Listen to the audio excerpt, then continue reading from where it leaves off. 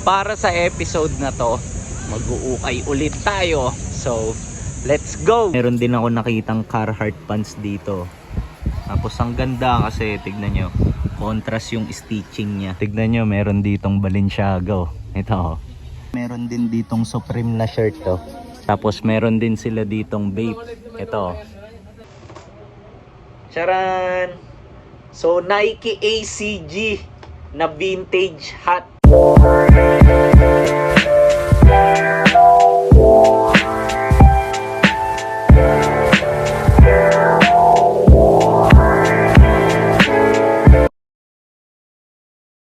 Yo, good day sa inyong lahat. So para sa episode na to, mag-uukay ulit tayo. So let's go.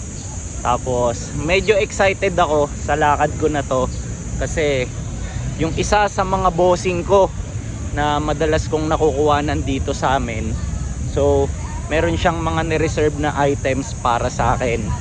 Then ang naiisip ko, so para mas maging maganda yung flow netong adventure natin, if ever na may mga madaanan pa akong mga shop along the way, so magtitingin-tingin pa ako ng iba pang mga items. So samahan nyo ako, check natin kung ano mga mangyayari, diba? So let's go. Dito sa unang shop na nalapagan ko, puro sapatos, oh. Tapos puro rin bags. Ayan, oh. Diba?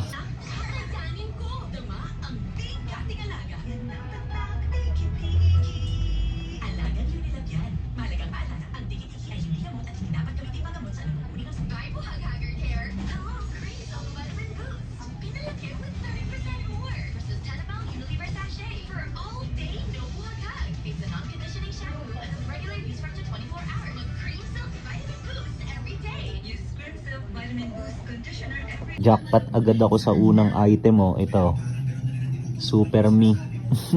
Ang kulit ng brand na itong pair na to. Tingnan nyo. Ayan, oh. Namurin, di ba? Excuse po. Madam, kunin ko na to. Thank you po.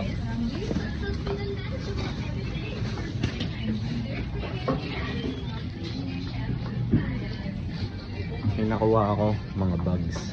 Ito. So lipat na ako. Dito sa kabilang shop, check nyo tong angas nito. So merong Food Panda na long sleeves. Merong another long sleeves dito. Ito, Carhartt Whip. Nabura lang yung tag niya eh. Pero ang pinaka pinangihinayangan ko ito, tinanggal yung tiketa niya sa packet. Sayang. Ganda pa naman ng kulay, oh. Ito, meron pang isang Carhartt Whip na long sleeves. Tapos ganito yung tag niya. And ito yung design. Kaso sobrang liit eh.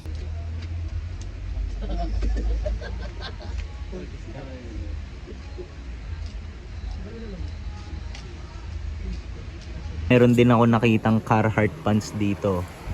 Tapos ang ganda kasi, tignan nyo, contrast yung stitching niya. Kaso nga lang, medyo garterized na yun dito sa waistline niya. So wala tang repaired na. So siguro maluwag to dun sa previous owner, kaya pinalagyan niya ng ganyan. Sayang. Meron din ditong random na vintage shirt to. Ito. Tapos yung tag niya, ito, Best na Fruit of the Loom. Then naka single stitch siya all over. So okay sana sa akin yung kulay nito eh, heather gray. Kaso hindi ko trip yung design. Ito. Sayang, ganda pa naman. Tapos wala na siyang backshit. Tignan nyo, meron ditong Balenciaga. Ito. Kaso peke. Pinrint lang sa Gildan na shirt. Ang kulit ng piece na to. Para siyang bootleg ng Pro Club. So tignan nyo yung brand tsaka tag niya. Kamukha, diba? Akala ko jackpot na ako sa piece na to. So naka hard tag kasi siya ng ito, Nirvana. Tapos ganito yung design niya. Pero pag check ko, modern pala. So collab siya with ito, Cotton On. Meron din ditong Supreme na shirt to. Tapos pinag-iisipan ko lang kung kukunin ko o hindi eh. Pero okay din to. Ganda rin. Ganda pa ng dimes. Yo, so update lang. So papakita ko sa inyo yung ilan sa sa mga nakasampay na to. Ayan o, yung nasa uluhan ko. Tapos meron pa dun. Ayan o. So unahin na natin to. So hoodie siya. Tapos ito yung brand nyo. Issue collab with Bape. Then ganito yung itsura nyo.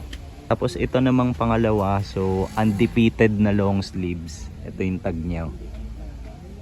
Tapos ganito yung itsura nya kapag kabuo. Tapos meron din ditong Y2K oh. So Eco Unlimited, then ganito yung itsura nya. So ito namang piece na to kinuha ko talaga galing dun sa taas para ma-showcase ko ng maayos. So bakit? Kasi tignan nyo yung brand nya. Ayan, Vans, 'di ba? Pero hindi lang siya basta-basta Vans. So collab siya with ayan oh, W Tops. So ganito yung itsura niya, meron siyang pocket dito sa isang chest part, tapos may tiketa po ng W Tops. So ayan, tapos meron siyang another tiketa dito sa isang side ng laylayan, W Tops ulit. So para lang sa mga hindi pamilyar, Japanese brand tong W Tops. Tapos tignan nyo yung back hit na ito. So pakita ko sa inyo. Ayan, ganito yung design niya sa likod. Then going back lang dito sa mga nakasampay. So meron din ditong Columbia. Ito, back hit niya yan. Tapos ganito yung design sa harap. Ito naman modern na Oakley oh. Ayan. Tapos printed lang yung tag niya. Tapos meron din sila ditong Bape. Ito, kaso maliit yung size na ito. Then overused na. Tapos para sa last item na mabisa dito sa mga nakasampay, so ito, Dickies na pocket tee. Ganda ng tela na ito, heavyweight. Kaya kunin ko na po yung akin. Nandito na ako sa third shop, then tignan nyo yung bumungad sa akin, Adidas na windbreaker. Tapos meron din sila ditong Balenciaga polo shirt to. So subukan kong i-zoom ayan o. Ganda ng kulay eh no. Meron din sila ditong mga Dickies pants oh. Kaso puro skinny jeans, sayang.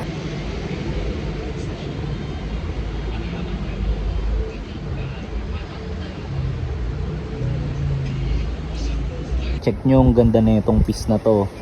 So Spider-Man shirt, then ito yung tag nya, Universal Studios Japan. Then ganito yung design nya kapag kamalapitan. Tapos meron pa siyang back hit sa bandang batok. So ito, pogi eh no. Yo, lumabas na ako dun sa last shop. Kasi compared dun sa dalawang nauna, so medyo mas mataas yung presyo nila eh. Tapos ngayon ang naiisip ko is uuwi na ako. Kasi medyo nag-uumpisa ng dumilim eh. Eh bala ko pang magpapawis. Then isa pa, kailangan ko pang dumaan dun sa boss ko, 'di ba? So baka hindi ko rin siya abutan if ever na, alam niyo yun, masyado na akong late dumaan dun sa kanila. So update ko na lang kayo once na nakauwi na ako mamaya para discuss natin yung details ng kada item na nakuha ko. So takits tayo sa outro. Let's go! Yo! So ito, nakauwi na ako. Tapos ang kagandahan, so nasanitize ko na yung bawat item na nakuha ko for this episode. Kaya ready na yung bawat piece para ma-review, 'di ba? Tapos naisip ko lang, so uunahin ko na lang ipakita kung ano man yung mga items na nakuha ko doon sa mga shop na nadaanan natin kanina.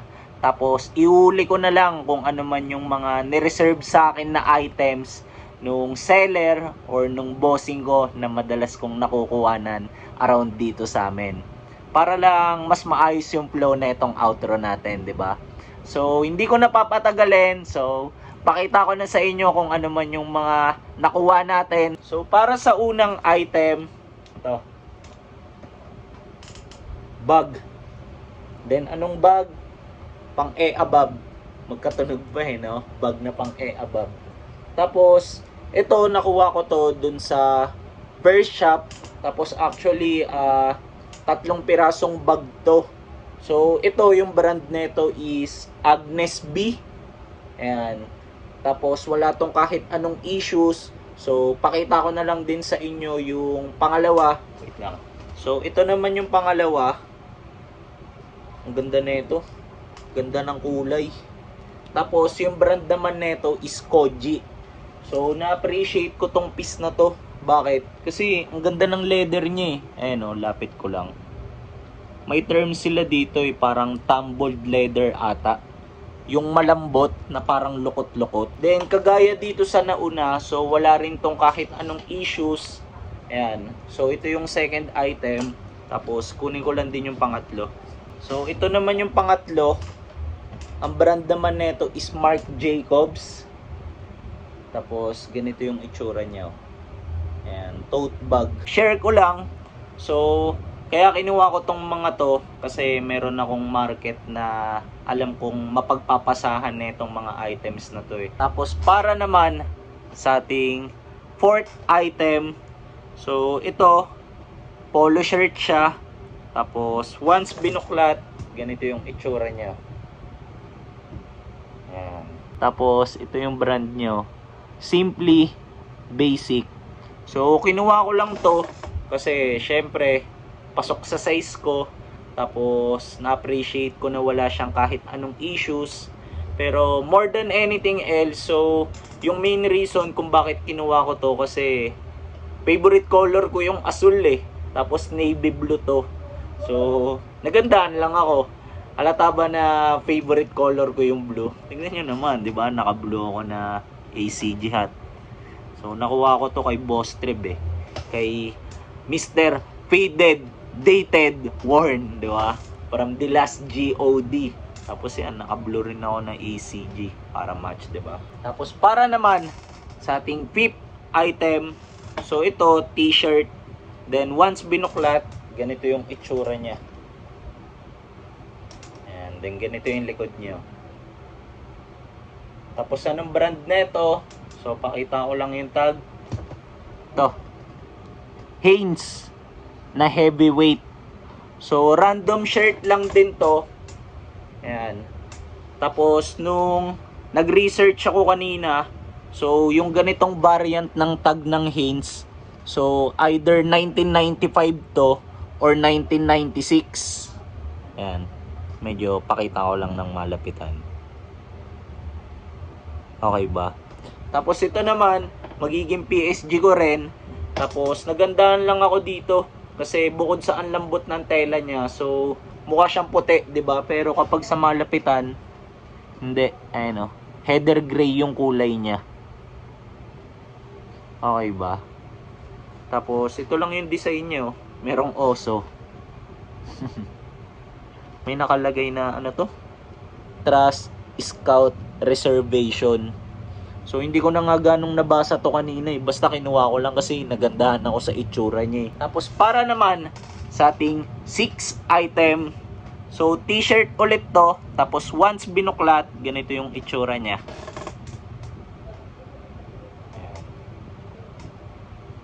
Tapos mukha lang siyang plain shirt, 'di ba? Pero yung likod, tignan niyo. Ito naman. Yan. Tapos, pakita ko na lang din muna kung anong tag and brand nito. So, ito. Hanes ulit na heavyweight na naman. So, yung kanina, kung from 1995 to 1996 siya, ito naman, from 94. Ayan. Pakita ko lang ulit. Ganito yung itsura. Ayan. Tapos, ito, kinuha ko lang siya kasi ang main reason kung bakit, so nagandahan lang ako kasi naka single stitch siya all over. So pakita ko lang din. Ayan o. Single stitch dito sa leeg. Tapos pati dito sa sleeve. Medyo hindi lang siguro ganong mapapakita. Ayun. Ayan. Tsaka dito sa laylayan. Buti medyo nakisama yung ilaw. Minsan kasi hindi eh. Hindi ko ganong mapakita na maayos eh. Tapos pagdating dun sa design niya sa likod, so actually ito hindi ko na nga ganong pinansin eh. Nag-focus lang ako na vintage shirt siya. Alam nyo yun. Tapos puti sa harap. Tapos sa likod lang may design. Tapos para naman sa ating 7th item. Charan! So Nike ACG na vintage hat. So pakita ko na muna yung tag nito. Ayan. Ganito yung tag niya. Medyo faded na, lalo yung swoosh part.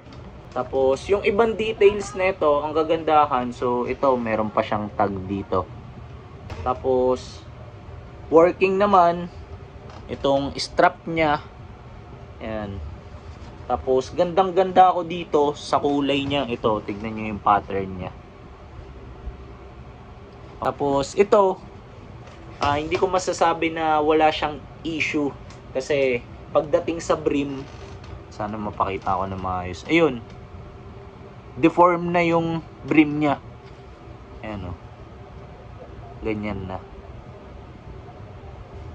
Dami kasi nakadagan kanina dito eh. Tapos ngayon, so move na tayo dun sa mga items na nireserve ng bossing ko around dito sa amin. So, let's go! So, para sa 8th item, so balik tayo sa t-shirt. Tapos, anong shirt to? So, buklatin ko na lang muna. Ito. So, random na vintage shirt. Tapos, anong tag niya? So, pakita ko na lang muna. Ito. So, Fruit of the Loom na best. Tapos ito, wala tong kahit anong issue. Tapos dated to. Ito. Ng 1996. Para naman sa ating second to the last item. So, ito, vintage shirt ulit. Tapos buklatin ko na. So, ito. Random na vintage shirt AOP. So tignan nyo, harap likod. Okay ba? So yung tag nito, pakita ko lang. So ito, Team A. Tapos sinubukan ko rin gumawa ng research about dito, pero wala talagang lumabas. So as much as gusto ko sanang mag-share ng, alam nyo yun, information about this piece, so hindi ako nakahanap ng any reliable source na pwede kong masabi about dito. Kaya bawi na lang ako, discuss ko na lang yung details nito. So ito, unusual vintage shirt siya para sa akin kasi yung stitching niya is 211. Okay ba? Ganda eh, no? Tapos para naman sa ating last item, charan! Long sleeves. So pakita ko na sa inyo yung brand. Ito, Carhartt na loose fit. So ito, nagandahan ako sa detail nito kasi ngayon lang ako naka-encounter ng ganitong long sleeves from Carhartt na ganito yung kulay. Ayan o, para siyang baby blue, di ba? Tapos pasok sa size ko to, walang kahit anong issue. Kaya ang kakalabasan nito, Matic PSG. Pero for example, nagamit ko na to, most likely di-dispose ko rin. Tapos pagdating sa ibang detail nito, so meron tong sleeve hit. So pakita ko sa inyo. Wait lang. Using ko lang para mas ma-appreciate natin, 'di ba? Ayan. Tapos ang kagandahan, wala tong kahit anong basag. Buong-buo pa yung print niya. Goodness nyo nga talaga. So sa iba kasi, 'di ba, kadalasan may basag na yung mga ganito. Pero ito wala. Ayan. So salamat kay boss. Pre, salamat sa pasa palagi sa akin and sa pag-abiso kapag may mga bago ka. So since napakita ko na yung bawat item na nakuha ko for this episode, so ano kaya sa tingin nyo yung pinakamaganda sa lahat? Tapos, yun, alam nyo naman na, since napakita ko na kung ano man yung mga nakuha ko, so end ko na rin yung episode natin dito. Pero bago ko yun gawin, thank you muna para sa lahat ng mga umabot sa part ng episode na to. Tapos, salamat din sa bossing ko. Ulitin ko lang na palaging nagpapasa sa akin. Then, pahabol lang. So, bago ko to tapusin, medyo hindi ako sure kung magiging mabilis lang ba tong episode natin this time. Kaya, if ever. So, bawi na lang ako sa mga susunod natin na upload. Sadya kasi talagang siningit ko lang yung paggawa ng vlog sa araw na to. Kasi ang dami ko ring inaasikaso eh. So, yun lang. Sana nag-enjoy kayo sa episode na to. Tapos, wish ko lang, syempre, palagi. So, sana mas magkaroon pa tayo ng mga malulupit na items. Tapos, check nyo ako sa IG if ever. Nandyan yung handle ko sa screen para kung may mga trip kayong ipasa na item sa akin. So, palagi pa rin akong naghahanap. As much as possible, yung mga steel prices sana kasi ginagawa ko pambenta rin eh. So, mainly looking for ako sa Carhartt Whip, Nike ACG, pati Stussy pieces. Okay? So, yun lang. See you na lang sa mga next kong upload. Tapos, ingat kayong lahat.